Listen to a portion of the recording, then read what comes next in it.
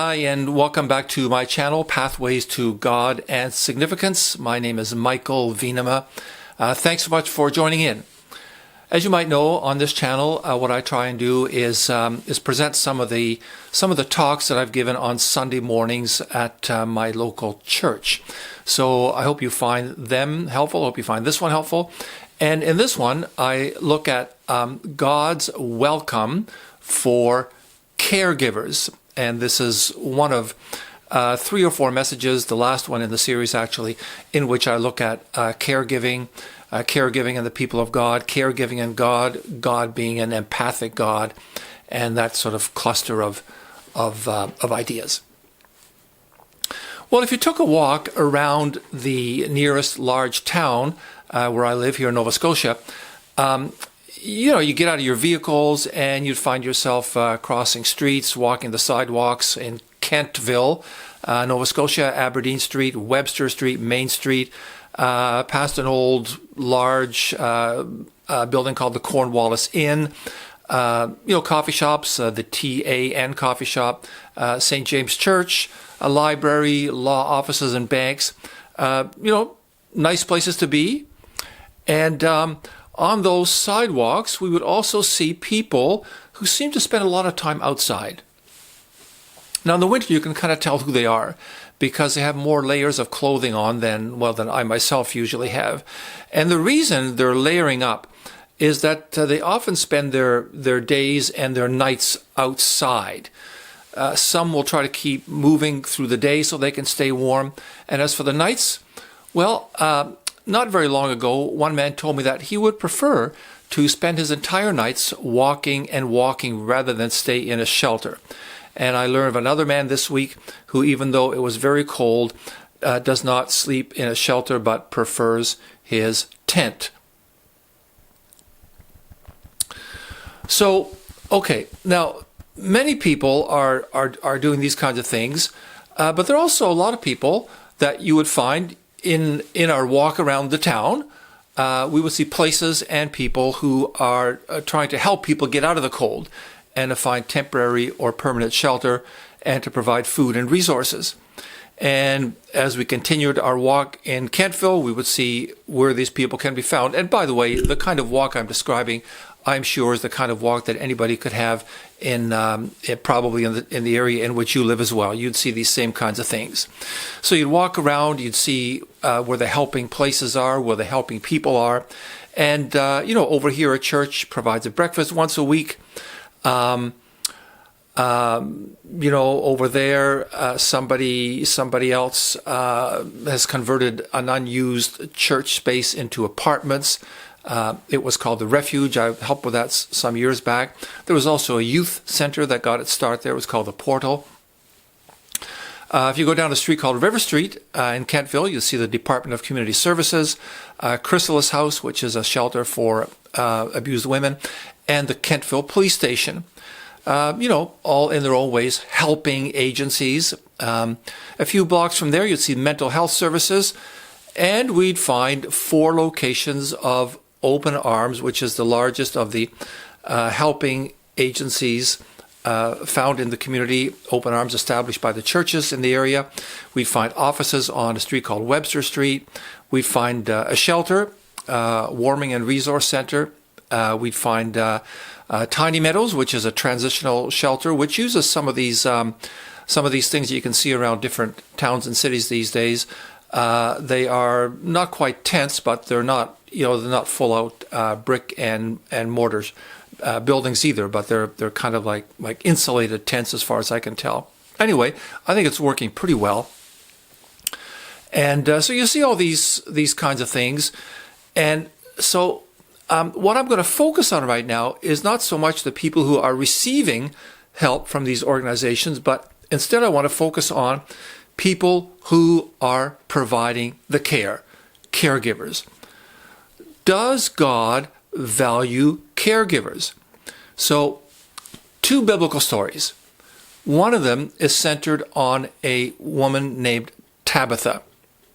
You can find this story in the Bible, the book of Acts, chapter 9, and I want to turn to that story right now. Now, Someday you might travel to Israel, and if you end up in the city of Tel Aviv, the town of Joppa in that reading in Acts chapter 9 has been swallowed up by the region of Tel Aviv, modern-day Tel Aviv. And in the city, you could find your way to the church of the Apostle Peter. Or if you go to a particular address, 157 Herzl Street, you will find yourself standing in front of the St. Peter and St. Tabitha Russian Orthodox Church. Now, it's quite interesting to have these churches named after the Apostle Peter and Tabitha. These churches are named after the Peter and Tabitha that we read about in the book of Acts. Now, I'm going to just refer to that story in Acts chapter 9. And in that story, the Apostle Peter was busy speaking to Jewish synagogues about Jesus Christ. And Peter was invited to the town of Joppa.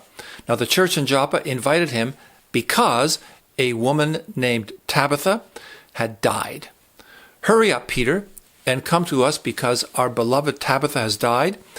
Now, did people actually expect Peter to raise Tabitha from the dead? If you read the story, you discover this is what happens. He raises her from the dead. Did they expect that Peter would be able to do this? I would say that that's entirely possible and plausible. And that's because resurrections, people coming back from the dead, stories of resurrections are sprinkled throughout the Old Testament, the Jewish scripture. They're sprinkled throughout the New Testament, the stories of Jesus and the early church. Those stories appear. Jesus is not the only one who was raised from the dead, so are a fair number of other people. So were people expecting that Peter would be able to do that kind of thing? And I think plausibly, sure, they could have expected that. Although I'm not sure if everybody in that church would have expected that, but maybe some of the leaders for sure. There were other resurrections happening during those times, so the word was out. These things would be happening from time to time. But here's the one thing I want to pull out of the story. Tabitha is obviously someone who's very highly valued. The people who knew her could hardly imagine life without her. After all, many early Christians died from natural causes, as did Tabitha, but only about Tabitha do we read that the church leaders begged the Apostle Peter to come to their town in hopes that Peter would be able to bring about another resurrection from the dead, as had happened to others. So, yes, Tabitha, this caregiver, greatly valued and loved. As we read, she had spent all her time doing good and helping the poor. And in that room where her body had been cleaned and laid out, the widows of the church crowded around Peter, showing him the garments that Tabitha had made for them. And not being able to imagine life without Tabitha, the women shed tears, crying for their loss. Tabitha, you might say, was kind of like an early Mother Teresa. And now the people would get Tabitha back. Now, the writer of Acts, Luke, tells us how much the people value Tabitha. The story of God raising her from the dead tells us that. And I don't think this is too much of a stretch. God agrees with the people's valuation of Tabitha. She was worth bringing back for hopefully many more years of giving care to the poor and the lonely. So the people valuing a beloved caregiver, God also valuing a caregiver. The second story I want to look at, in which we see givers of care, also comes from the book of Acts. And this is found in Acts chapter 6. This is a story of the creation of the first cluster of what are called deacons. Now, in some churches, deacons are responsible for the overall life of the whole church. The pastoral care, the prayers, the worship, the preaching, the work of the pastors, and so forth. This is what you find in the Baptist community. But in the story of Acts chapter 6, we find deacons, and they're not so much tasked with taking care of the of the whole church, the life of the church, they are kind of a food for the hungry brigade. And what's happened is that a certain group of widows in that church felt that they were being neglected, and they complain. So the church leaders get together and they say, well, look, it's not right that the preachers and the teachers who are busy spreading the news of Christ and growing the church, it's not right that they should be, so to speak, waiting on tables. We're going to find some other people to do that so that the apostles, the teachers, and so forth can keep doing their work of spreading the good news about Jesus. So the folks get together and they decide on 7 gifted people, and those folks are given the task of providing food for these hungry folks in the church. Now, the church, we see that they're valued not only because they're chosen, but they're prayed for. And the leadership of the church, they lay their hands on they have kind of a special moment during their church time. They lay their hands on the 7 and commission them to be the brigade, the food brigade for these hungry folks. So we can see from these 2 stories that caregivers are valued both by the people of God, folks in the church, but also by God himself. Now, in an earlier video, I noted that in the Bible, most caregiving that is described is believers taking care of each other. God's people are meant to look after each other. This is part of the character and the life of the community into which all people are invited to become part of. And I asked this question a video or 2 ago: should the followers of Jesus Christ give help to people who are not believers? Well, in some regions of the world, it's not even possible to do that. In places where people look down on believers, or they are persecuted, or in regions where the church is barely legal or where it's illegal, there's not much opportunity for caregivers in the church to do a lot for people who are outside the church. So I don't know what you think of this question, but I think that generally we would say yes, as much as possible. People in the church, caregivers, should also be helping those who are outside the church. After all, Jesus taught us, love your neighbor as yourself, and it didn't seem that he put a lot of qualifications as to who the neighbor should be. So absolutely, people within the church should be taking care of each other, but also, as much as possible, depending on your circumstances, what country you live in, what town you live in, what opportunities are there, caring for others is a great thing to do. And I believe that God values the people who give that care. Well, I want to end by asking the question, who are the caregivers that we can think of, people who are valued for their willingness to care for people in trouble? And, a little while ago, I spent some time thinking about the many caregivers that, at least that I know about, just within my own circles, mostly my churches, but also, people just a little bit in neighboring churches or elsewhere. But so there's a number of things I'm just going to list here, and maybe they connect with, maybe they're similar to the things that you discover in your own church, or that you know about in the churches, even if you're not a member of a church yet, which I really hope that you will become. But here in this church where I've been a part of, Bethany Baptist Church in Kentville, we support we do something called a backpack ministry. And in that ministry, we collect food to assist the families and the kids in the nearby elementary school who experience food shortages. So we provide the food. The teachers who know the needs of the students and their families, they're the ones who actually distribute the food. So I think it's a great service, a great ministry.